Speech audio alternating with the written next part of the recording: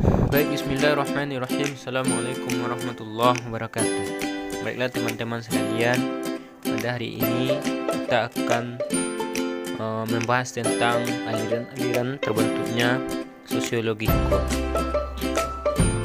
Sebelumnya kami dari kelompok 2 ingin memperkenalkan kelompok kami, yaitu saya sendiri Rahmatul Rizal dengan NIM 1930202048 dan teman saya bernama Panji Hidayatullah dengan NIM 1930202044. Yang pertama saya akan membahas tentang aliran yang pertama, itu mazhab formalitas. Beberapa ahli filsafat hukum menekankan betapa pentingnya hubungan antara hukum dengan prinsip-prinsip moral. Salah seorang tokoh yang terkemuka dari mazhab ini adalah ahli filsafat hukum dari Inggris, John Austin, yang terkenal dengan paham yang menyatakan bahwa hukum merupakan perintah dari yang memegang kekuasaan tertinggi atau dari yang memegang kedaulatan.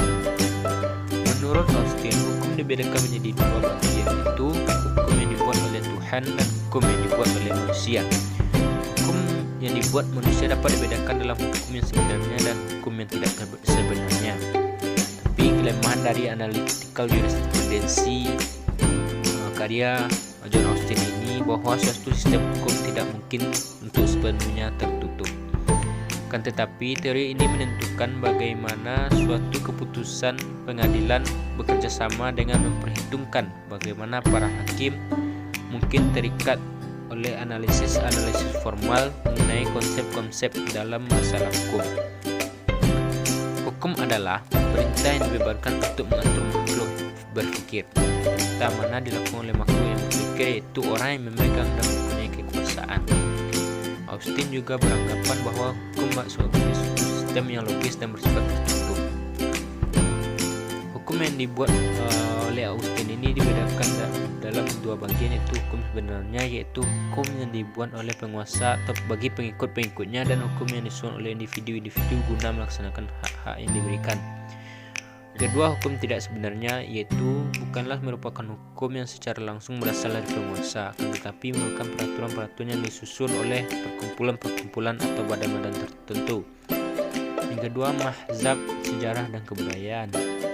Dalam aliran ini, hukum dapat dimengerti dengan menelaah kerangka sejarah dan kebudayaan di mana hukum tersebut timbul. Von Savigny beranggapan bahwa hukum merupakan perwujudan dari kesadaran hukum masyarakat. Hukum berasal dari adat istiadat dan kepercayaan, dan bukan berasal dari pembentukan undang-undang. Sementara menurut Saint Henry Maine, hubungan hukum yang didasarkan pada status warga-warga masyarakat yang masih sederhana berangsur-angsur hilang apabila masyarakat itu berkembang menjadi masyarakat yang modern dan kompleks. Baiklah, sekian pembacaan materi dari saya. Pembacaan selanjutnya akan dilanjutkan oleh teman saya Panji Hidayatullah. Sekian, terima kasih. Assalamualaikum warahmatullahi wabarakatuh. Baiklah, selanjutnya saya Panji Hidayatullah akan melanjutkan penjelasan tentang materi, yaitu mazhab utilitarianisme. Itu dikenalkan oleh Rudolf van Hering pada tahun 1818 sampai 1889, yang juga penganut positif. Dia beranggapan bahwa paksaan dari negara merupakan unsur yang esensial dari hukum. Rudolf mendefinisikan hukum sebagai berikut. Pengertian hukum adalah keseluruhan dari keadaan kehidupan masyarakat dalam artian seluas-luasnya, yang dipertahankan oleh kekuasaan negara dengan menggunakan alat pemaksa atau bersifat memaksa.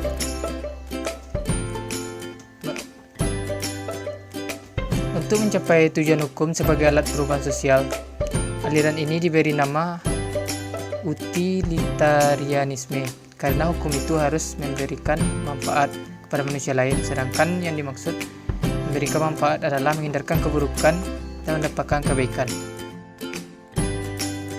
Selanjutnya, sociological jurisprudence.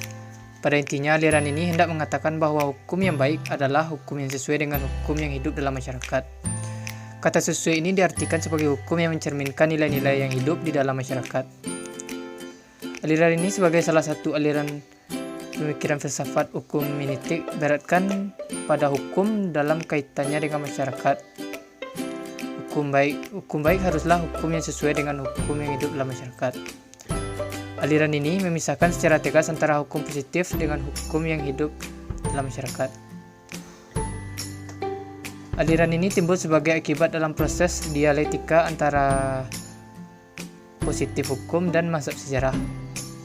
Hukum harus dipandang sebagai suatu lembaga kemasyarakatan yang berfungsi untuk memenuhi kebutuhan sosial, dan tugas ilmu hukum untuk mengembangkan kerangka dengan sebagaimana kebutuhan sosial dapat terpenuhi secara. Baiklah, segitu saja pembahasan dari kami. Apabila ada salah dan janggal kami mohon maaf. Assalamualaikum warahmatullahi wabarakatuh.